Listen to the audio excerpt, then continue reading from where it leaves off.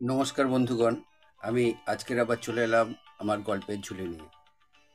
আমার গল্পের ঝুলি থেকে এখন তোমাদের বলবো ছিন্নপত্রের ৬২তম পর্বের কথা, যে পর্বে কবিগুরু রোমহর্ষক এক কাহিনী তুলে ধরেছেন। যদি না শোনো তাহলে হয়তো খুব বড় একটা মিস করে যাবে।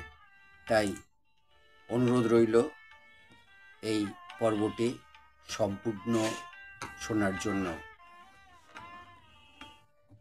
এই পর্ব তিনি লিখেছেন শিলাইদহ থেকে ২০শে জুলাই ১৮৯২ সাল। আজ এইমাত্র প্রাণটা যাবার জো হয়েছিল। পানটি থেকে শিলাইদহে যাচ্ছিলুম, বেশ পাল পেয়েছিলুম, খুব হু হু শব্দে চলে আসছিলুম। বর্ষার নদী চারদিকে থই থই করছে এবং হই হই শব্দে ঢেউ উঠেছে। আমি মাঝে মাঝে তাকিয়ে দেখছি এবং মাঝে মাঝে লেখাপড়া করছি। বেলা 10:30টার মধ্যে গড়ুই নদীর ব্রিজ দেখা গেল।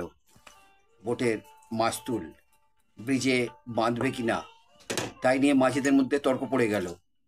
ইতিমধ্যে বোট ব্রিজের অভিমুখে চলেছে।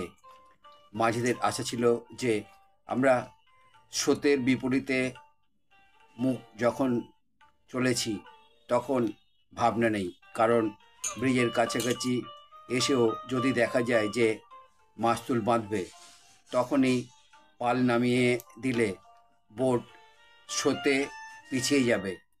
কিন্তু ব্রিজের কাছে এসে আবিষ্কার করা গেল মাস্তুল ঠেকবে এবং সেখানে একটা আওড় অর্থাৎ আবর্ত আছে।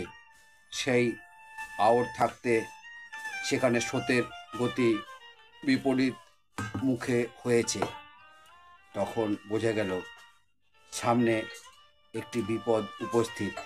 কিন্তু বেশিক্ষণ চিন্তা করার সময় ছিল না। দেখতে দেখতে বোট ব্রিজের উপর গিয়ে পড়ল। মাস্তুল মড়মড় করে ক্রমেই কাত হতে লাগলো। আমি হতবুদ্ধ ও বুদ্ধি মোল্লাদের ক্রমাগত বলছি, তোরা ওখান থেকে সর, মাথার মাস্তুল ভেঙে পড়বে, তোরা মরবি নাকি? এমন সময় আরেকটা নৌকা তাড়াতাড়ি দাঁড় বেয়ে এসে আমাকে তুলে নিলে এবং রশি নিয়ে আমার বোটটাকে টানতে লাগলো। তপসি এবং আরেকজন মোল্লা রশি দাঁতে কামড়ে সাঁতরে ডাঙায় উঠে টানতে লাগলো। সেখানে আরও অনেক লোক জমা হয়ে বোট টেনে তুললে। সকলে ডাঙায় ভিড় করে এসে বললে, আল্লাহ বাঁচিয়ে দিয়েছেন, নইলে বাঁচবার কোনো কথা ছিল না। সমস্তই জড় পদার্থের কাণ্ড কিনা। আমরা হাজার কাতর হই, চেঁচাই। লোহাতে যখন কাঠ ঠেকলো এবং নিচের থেকে জল ঠেকতে লাগলো তখন যা হবার তা হবেই। জলও এক মুহূর্তে থামল না। মাস্তুল এক চুল মাথা নিচু করল না। লোহার ব্রিজ যেমন তেমনই দাঁড়িয়ে রইল। শেষ হলো কবিগুরুর ৬২তম ছিন্নপত্র। কেমন বিপদের মধ্যে দিয়ে তিনি কাটিয়েছিলেন তার জীবনের একটি বিশেষ দিন। এই পত্রের মাধ্যমে তিনি এই সংবাদ আমাদের কাছে পৌঁছে দিয়েছেন। আমার বন্ধুদের যদি ৬২তম ছিন্নপত্র ভালো লাগে তাহলে আমার চ্যানেলে এসে লাইক, শেয়ার, কমেন্ট করবে।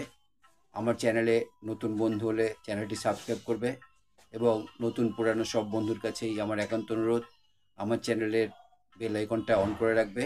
তাহলে আমার পাঠানো সমস্ত প্রোগ্রাম খুব সহজেই তোমাদের কাছে পৌঁছে যাবে।